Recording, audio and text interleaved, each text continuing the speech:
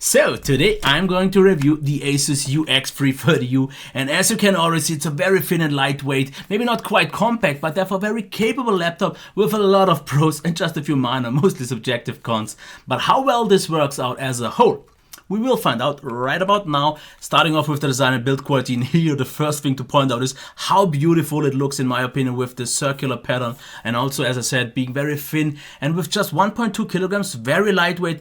And maybe even most impressive is how well built it feels, because it doesn't seem to bend or flex at all. Very nicely done, feels a little bit or maybe sounds a little bit hollow, but very well built. Here we have some hard rubber feet on the bottom that protect it actually very well from sliding, and the ones on the back are actually raised a little bit to improve the airflow, since all that is happening here, which is maybe not the very best solution, but I will get into that later. And on the front here on the bottom we can see the speakers, which I will get into as well later, along with all the screws on the bottom, since you can take that off and maybe change out the SSD or similar things. In terms of ports, we have USB 3.0 here, headphone jack, SD card reader. It fits the SD, maybe not quite as a whole, but at least it's there, which is something not all that common anymore these days. On the top or on the front here, we don't have a cutout, but the top lid is actually just sticking out a little bit, which actually helps way more than I would have expected. We have micro HDMI on the right side. Sure, full-size HDMI would have been nice, but at least we have some sort of output here for a monitor. We have USB Type-C. It's just USB 3 still, but it's okay. And USB 3.0 once again, along with the DC in. And what is nice to see here is that they used a very small and compact charger, so you can easily travel around with this. And that's pretty much all I have to say about the design and build quality. Really nicely done. What I also like a lot is if we try to open it with one hand, this is absolutely no problem at all. And maybe one of my highlights here in terms of build and design is the stiffness of the hinge, because yes, it maybe wobbles, but the stiffness is really nicely balanced, because you can open it with one hand, but it stays usually intact besides the wobbling if you put it or take it off a desk. And this is something that I personally like a lot. Yes, maybe the angle is not the most extreme one, because I've seen some laptops open it a little bit more, but it was absolutely enough for me. And the really nice build continues here in the inside as well, because this sturdy aluminum, really nicely done. And about that keyboard, I just have to point out one thing first, that yes, it flexes noticeably, but maybe therefore it also feels quite nicely cushioned and dampened, because yes, it feels maybe a little bit mushy due to typing, but the experience actually of the typing is handled and balanced really nicely, because I could type on it really well. It gives you a nice audio and also tactile feel, as you can hear, but it doesn't sound cheap or anything like that, so I definitely like that. We also have 3 steps of backlight, as you can see here. This is the highest step already, but of course on the video it won't be noticeable that much. One thing that I have to point out though, the omission of the FN lock is something that I still miss a lot, because especially the volume rocker buttons is something that I can't reach with one hand, so it's a little bit more cumbersome to use that, but you can reach the rest here for the brightness of the keys and also for the display and all more. So at least it's there. I would have still wished for that option, but it's not there. But still, an overall really good keyboard. About that trackpad, I have to say, actually one of the very best ones that I've ever used, because first of all, nice in terms of size, and it doesn't feel hollow beneath or something like that. It feels great. And the best thing maybe is the texture, because the balance is pretty much perfect in terms of grip and slipperiness, because it is very precise therefore, and it recognizes all my gestures really well. And especially the scrolling in the browser is exactly what you would expect it to do, because on some it just behaves very oddly. So I definitely like that. All gestures work really fine, so definitely one of the very best ones here out there. And that's why I would like to already go to the display, and let's zoom in a little bit so we can see that one a little bit better. Here we have it, and yes, it maybe doesn't look all that bright here on the video, but this is due to the angle, because if I would lift it a little bit, you would see it gets a lot brighter. And it is actually a very bright display, and due to being matte, it should also work very well outside, which is something not all that common these days. As you can see, the lowest brightness, maybe not super dim, but it gets the job done. And I personally used it at 40% all the time, which was bright enough for me. One thing that I have to point out though, which is maybe not visible on the screen so much, is that we have quite a visible anti-glare coating, which is something I personally don't like so much, because it kind of takes away of the brilliance of a screen. It just doesn't appear so sharp anymore, and contrast seems to be lacking a little bit more. But if you are someone who likes matte displays, you will definitely get fully satisfied, because it is a high quality display after all. So don't get me wrong here, I'm just personally not a big fan of matte displays in general, but for what this is, besides the a little bit more than obvious anti-glare coating, is really great because sharpness is still absolutely there, especially if you are a little bit further away on this 13.3 inch 1080p display. And as you can see, the white point is really nicely because we don't have a diminishing, and sorry for the autofocus, it has some trouble here. There is no diminishing on the sides, which is great, and the black is maybe one of the highlights because I see pretty much no light bleed, just one tiny spot here and here, but way better than usually what we see on these kind of laptops. So kudos to that. After all, viewing angles of course are super stable, which you won't see so much here on the video. And then we have the colors that I have to say are actually for a matte panel quite impressive because quite vibrant and vivid. And even though we have this diffusing anti-glare coating, it actually manages to be quite vibrant and vivid. So great job here as well. Now let's check the sound to see what the speakers are able to deliver.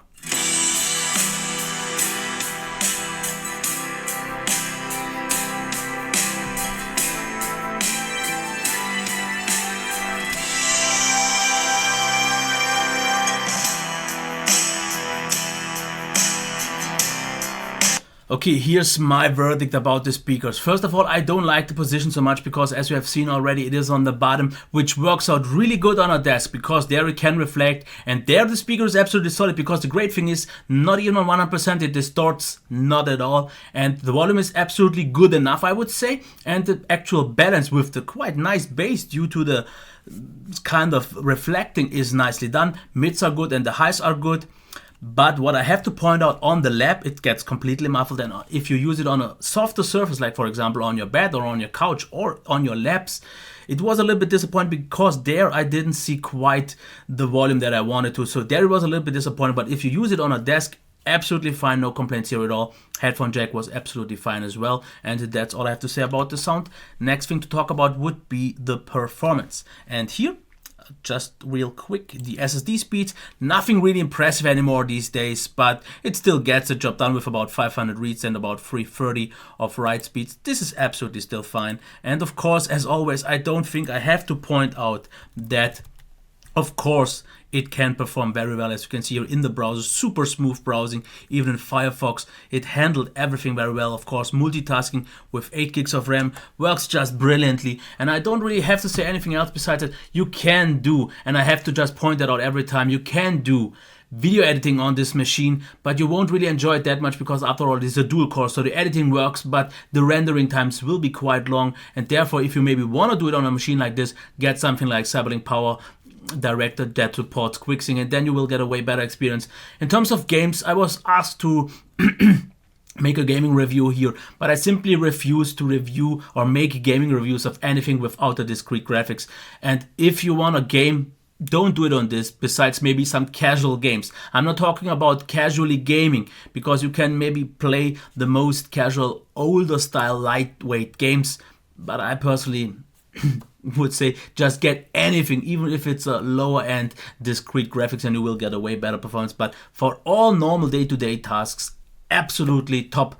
And that brings me to the heat and noise. First of all, the heat, absolutely no problems at all, because even under the fullest load or the most powered tasks, it only got to about 70 degrees Celsius, which is absolutely good. And the noise level, which I will show off in just a few seconds, is still at all points very moderate. And let's actually get to that, and I will give you just a little bit of a demo so you can hear the sound.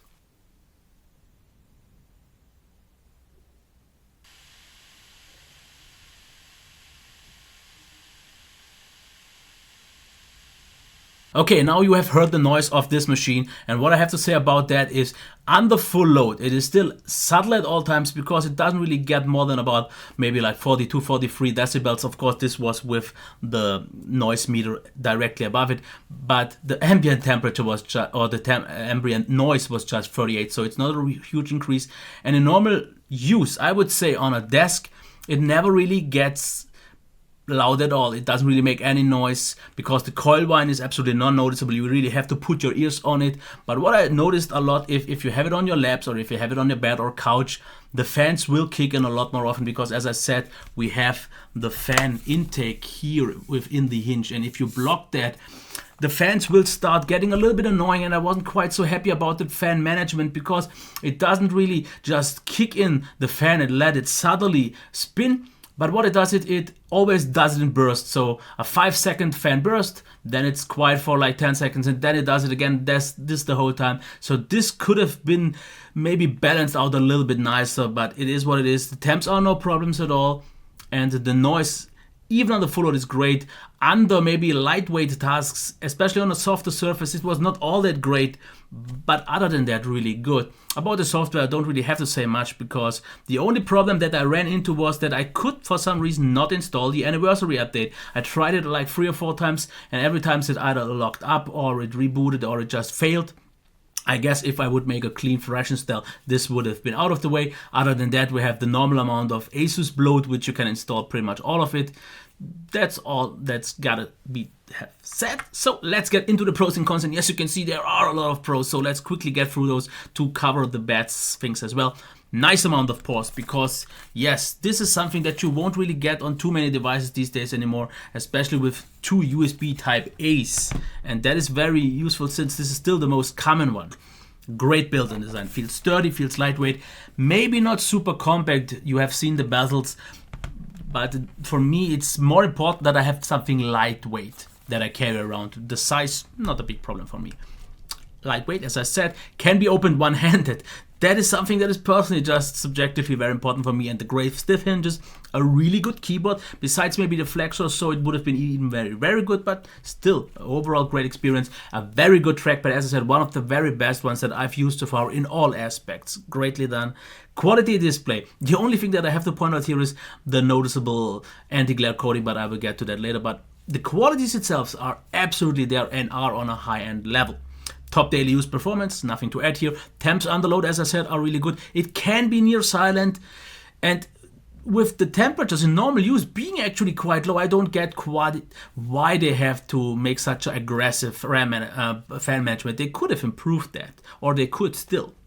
Noise during full load, really good. Barely perceivable coil whine because in normal use you won't notice it at all. You really have to get very close to that. And fantastic battery life. Something that I actually completely forgot to mention is because I got a battery life ranging between from 7 to 10 hours. And on an average of 8 hours, this is the best 13.3-inch laptop that I've reviewed so far in terms of battery life. I've had like once a convertible that had like 12 hours plus, but for a laptop, this is the best I've seen so far. Really impressive with 40% of brightness, really good. Now, let's get to the cons. Big bezels around the display. Okay, let's quickly show these off once again. As you can see here, not tiny, but as I said, no problem for me. Noticeable anti-glare coating.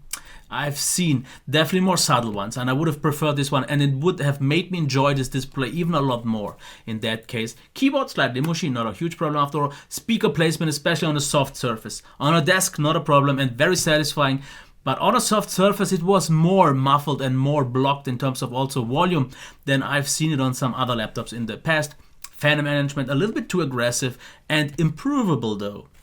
And I couldn't install the anniversary update, which is, I guess, a little bit of a bug.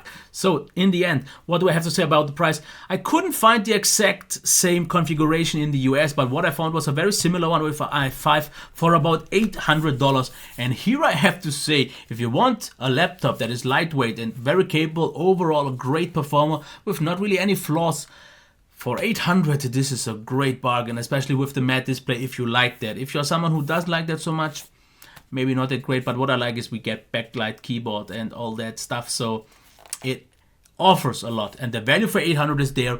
If you maybe want to go more towards the higher end, I guess I answered about at $1,100, maybe $1,200, which is still absolutely, worth it, because personally, and I just have to say that I wasn't all that impressed because I just don't like the glare, the anti-glare coating. This is something personal. I don't like matte displays. I prefer glossy ones. And if this would have been available in a glossy version, I would have been all over it, because I'm looking for something that maybe doesn't have to be compact, but is very lightweight. And maybe the sound is something that they could improve, but otherwise it is really good, and that's all I have to say. If you have any further questions, just leave them down below. Otherwise, maybe a thumbs up, maybe a subscription, and I wish you a nice day. Until next time, bye.